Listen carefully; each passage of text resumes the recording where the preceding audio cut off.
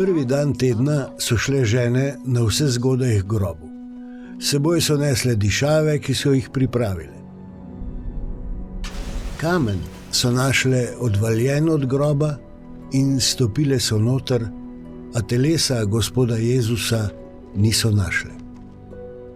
Ko so bile zaradi tega zbegane, sta nenadoma stopila k njim dva moža v sijočih oblačilih. Prestrašile so se in povesile obraz k tlom. Ona dva pa sta jim rekla: Kaj iščete živega med mrtvimi?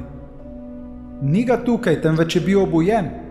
Spomnite se, kako vam je govoril, ko je bil še v Galileji.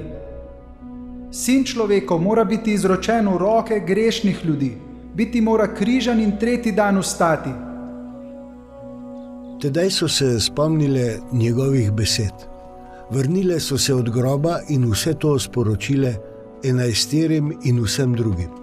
Bile pa so Marija Magdalena, Ivana, Marija Jakobova in z njimi še druge žene, ki so to pripovedovale apostolom. Toda tem so se te besede zdele blebetanje in jim niso verjeli. Peter pa je vstal in stekel v grobu. Sklonil se je in zagledal samo povoje. Nato je odšel domov in se čudil temu, kar se je zgodilo.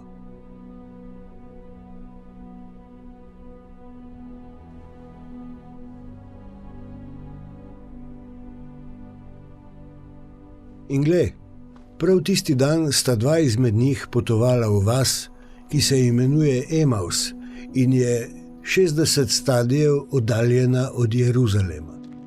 Pogovarjala sta se o vsem tem, kar se je zgodilo.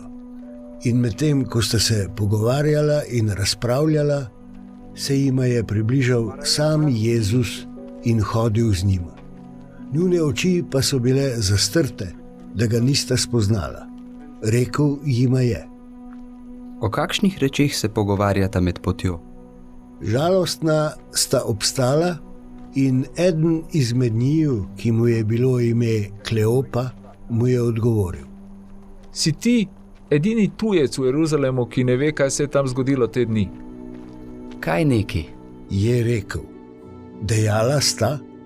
Kar se je zgodilo z Jezusom Nazarečanom, ki je bil prerok, mogočen v dejanju in besedi pred Bogom in vsem ljudstvom. Kako so ga naši veliki duhovniki in poglavarji izročili v smrtno obsodbo in ga križali.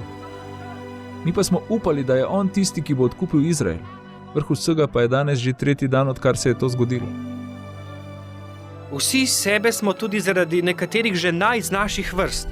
Ko so bile zgodaj zjutraj pri grobu in niso našle njegovega telesa, so se vrnile in pripovedovale, da so imele celo videnje angelov, ki so dejali, da živi.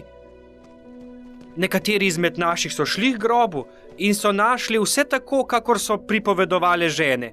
Njega pa niso videli. In on jima je rekel: O nespametna in počasna v srcu za verovanje vsega, kar so povedali preroki. Mar ni bilo potrebno, da je Mesija to pretrpel in šel v svojo slavo? Tedaj je začel z Mojzesom in vsemi preroki ter jima razlagal, kar je napisano o njem v vseh pismih.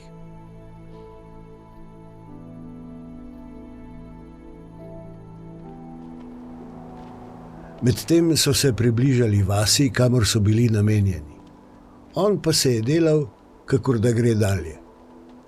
Silila sta ga in govorila: Ostani z nama, kajti proti večeru gre in dan se je že nagnil.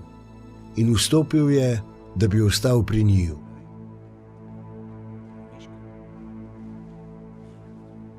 Ko je sedel z njima za mizo, je vzel kruh, blagoslovil, ga razlomil in jima ga dal.